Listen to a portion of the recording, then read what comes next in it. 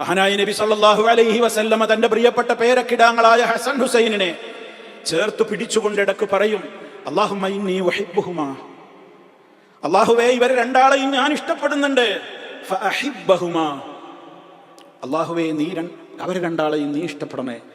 മക്കൾക്ക് വേണ്ടിയുള്ള പ്രാർത്ഥന, മക്കൾക്ക് വേണ്ടിയുള്ള പ്രാർത്ഥന. റബ്ബേ ഞാൻ ഇവരെ ഇഷ്ടപ്പെടുന്നുണ്ട്, നീ ഇവരെ ഇഷ്ടപ്പെടണം, നീ ഇവരെ ഇഷ്ടപ്പെടണം. അത് വെറുതെ ഉള്ള വാക്കല്ല. റബ്ബിന്റെ മഹബത്ത് കിട്ടണമെങ്കിൽ അല്ലാഹുവിന്റെ റസൂലിനെ ഇത്തിബാഅ് ചെയ്ത് ജീവിക്കണം. ഇൻ കുന്തും തുഹിബ്ബൂനല്ലാഹ് ഫത്തബിഊനി യുഹിബ്ബുകുമുല്ലാഹ്.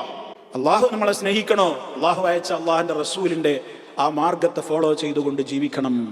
നിരന്തരമായി നമ്മൾ പ്രാർത്ഥിച്ചു കൊണ്ടിരിക്കണം. അതല്ലേ റബ്ബനാ ഹബ് ലനാ മിൻ അസ്വാജിനാ വദുർരിയാതിനാ ഖുർറത അഅ്യുൻ വജഅൽനാ ലിൽമുത്തഖീന ഇമാമ.